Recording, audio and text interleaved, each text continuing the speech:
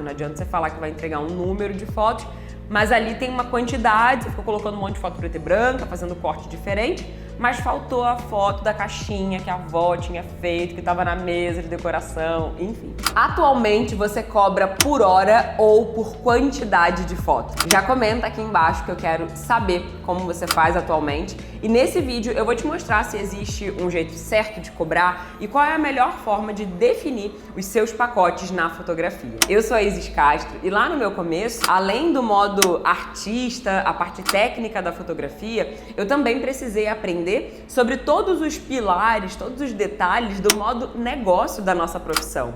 E eu compartilho tudo o que eu aprendi, tudo que eu errei na prática dentro do Fotografia como Negócio. É o meu curso e com o método do FCN, milhares de alunos aprenderam esses pilares e as estratégias certas para viver muito bem da fotografia. E um desses pilares essenciais é a precificação e dentro dela tem a definição de pacotes. E quando você for definir o seu pacote, você precisa entender sobre cobrar por hora, cobrar por quantidade de fotos, e aí que normalmente começam a surgir várias dúvidas, mas calma que a gente vai solucionar essas questões aqui nesse vídeo. Tem 3 pontos práticos que eu vou te falar nesse vídeo, mas antes, o que você precisa entender é que quantidade de fotos e tempo estão sempre relacionadas. Ou seja, quando você for vender um ensaio, você pode e deve falar quanto tempo vai ser de sessão e também quantas fotos o cliente vai receber. Ou seja, um ensaio seu de 1 hora, quantas fotos o cliente vai receber? Ou um ensaio seu de 3 horas, o seu maior pacote, quantas fotos o cliente vai receber nesse que teve mais tempo? Então, sempre vai estar uma coisa atrelada à outra. Só que você vai poder estruturar os seus pacotes entendendo o que você quer priorizar. Mas como que você percebe isso?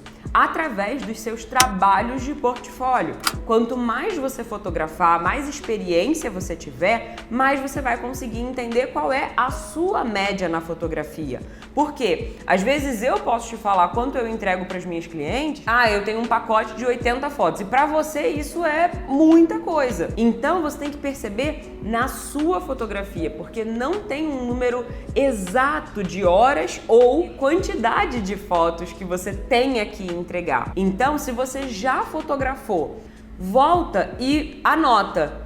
Em um trabalho eu entreguei 150 fotos, no outro eu entreguei 120, no outro eu entreguei 200, no outro eu entreguei 80. Então você vai começar a encontrar uma média. Você vai começar a identificar que, poxa, eu não entreguei menos de 80 fotos. Eu não entreguei mais de 30, nunca. Então você vai começar a perceber esses padrões e são esses padrões que vão te dar essa clareza que você precisa para poder chegar nesse número, tá? E não é a quantidade de fotos que você volta para casa, tá? Então assim, você chegou, fez 700 cliques na câmera. Daqueles 700, você vai fazer um filtro ainda, né? Você vai fazer uma curadoria, como a gente chama, para tirar foto que tá repetitiva, para tirar foto que piscou, foto que você errou, que você não gostou da composição. Então você dali, você chegou com 700 fotos, às vezes você vai entregar 300, às vezes você vai entregar 400. E agora tem 3 pontos que vão te ajudar a ter essa clareza, né, para poder definir como vai funcionar melhor nos seus pacotes. A primeira coisa é entender que cada público é único. Antes de você sair definindo, falando ali, eu vou entregar sei lá quantas fotos, no chute, você precisa entender qual tipo de pacote o seu público-alvo vai preferir.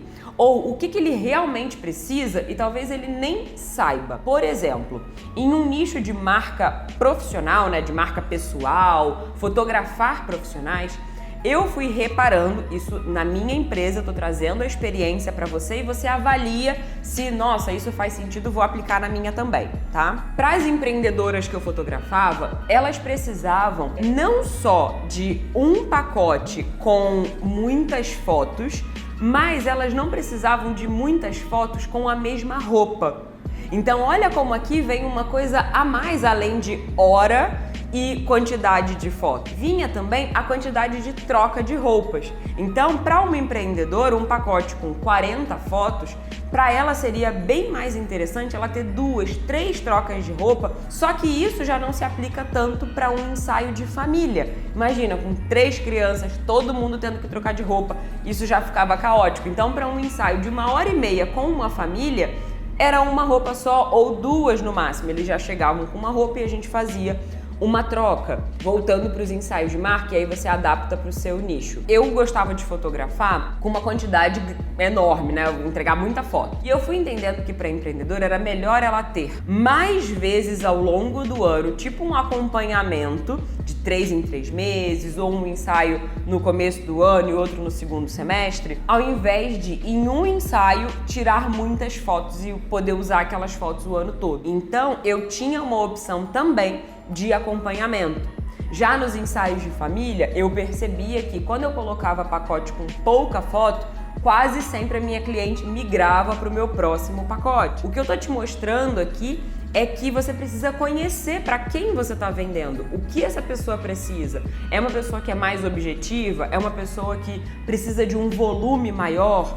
É um ensaio que, mesmo entregando pouca foto, você vai precisar de mais tempo. Por exemplo, fotografando joia, fotografando gastronomia, talvez você entregue uma quantidade menor de fotos, mas levou mais tempo para fazer aquela sessão. Então, olha como aqui eu tô te falando do público e eu tô o tempo todo intercalando também e mostrando como tá vinculado o número de fotos com o tempo que você vai fotografar. Segunda coisa, além de entender o seu público, agora você vai entender o que você está fotografando, para entender se é possível determinar uma quantidade. Por exemplo, eu não recomendo, não faço assim na minha empresa e os alunos se sentem muito mais confortáveis também fazendo dessa forma, apesar de do outro jeito não estar errado, é de não estipular exatamente quantas fotos vão ser tiradas em um evento. Em uma festa infantil, em um 15 anos, em um evento corporativo, em um casamento. Por quê? Você pode ter um casamento menor, você pode ter um casamento fotografando a mesma quantidade de horas, só que muito maior. Numa festa infantil, o mesmo tempo, às vezes a criança dorme e numa outra festa a criança não para um segundo, foi no colo de todos os convidados. Então, você vai ter uma quantidade diferente, mesmo fotografando ao longo das 4 horas, o ritmo foi diferente, uma foi bem mais acelerada. Você pode ter uma decoração num casamento muito maior e em outro evento uma decoração bem menor. Então, só de foto de decoração, às vezes você vai entregar 50 fotos, no outro você entregou 300 fotos só do espaço da festa, de decoração, de doce por doce. Então, presta atenção nisso também para você ver se você coloca, talvez, se você quiser estipular ali uma quantidade, colocar a quantidade mínima. Então, no mínimo, tantas fotos. E aí você explica para o seu cliente por que tem o mínimo, mas não tem o número exato que ele vai receber. Porque pode ser bem a mais ou pode seguir aquela média, porque tudo depende do evento. E eu digo isso também para que você não tenha o tipo de dor de cabeça que eu tinha no começo, quando eu dizia ali a quantidade de fotos e depois eu ficava assim, meu Deus do céu, não vai chegar nessa quantidade, sabe? Então eu ficava nervosa ali na hora quando tinha alguma coisa tipo, cara, fotografei uma festa de 4 horas e a criança dormiu por 2.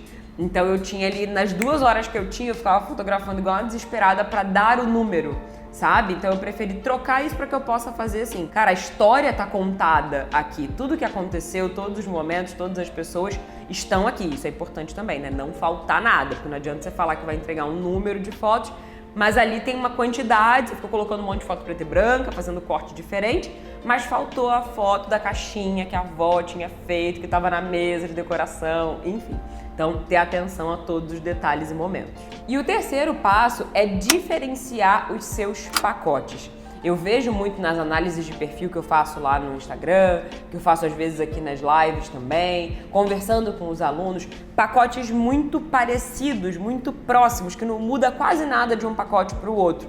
Por exemplo, um pacote com 30 fotos e o outro com 35, mas ele também vende foto extra, então para o cliente é melhor ele comprar o menor pacote e depois, se ele quiser, ele comprar a foto extra. E às vezes acaba nem compensando. Então era melhor ter um pacote de 30 fotos e um outro já de 50, porque isso dá clareza para o cliente da diferença significativa de um pacote para o outro. Independente até do tempo ou por quantidade de fotos, você também pode colocar, né? Às vezes você vai estar vendendo um pacote de 1 hora e tem um outro de 1h30. Se o cliente não consegue perceber o que de fato vai ter de diferente nessa meia hora, ele vai tender, então você não vai estimular o seu cliente a contratar os seus maiores pacotes. Isso vai dificultar a escolha e fazer também ele ir no mais barato. Eu tenho um vídeo aqui no canal que é só sobre como definir os seus pacotes na fotografia e esse vídeo também vai te ajudar a continuar, então eu vou deixar aqui nos cards para você ver. Então, de forma bem aplicável, olha o que você está vendendo para os seus clientes